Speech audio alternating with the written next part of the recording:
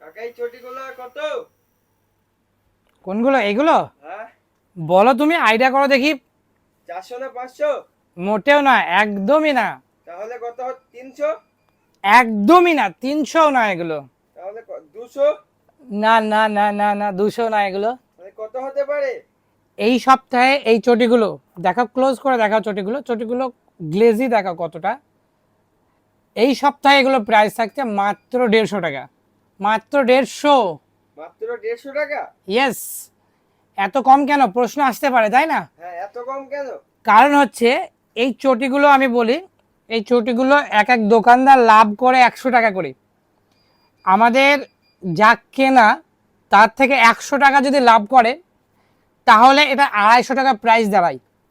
এইগুলোর 250 টাকা প্রাইস দাঁড়ায় মার্কেট প্রাইস, কিন্তু আমি লাভ করছি কত?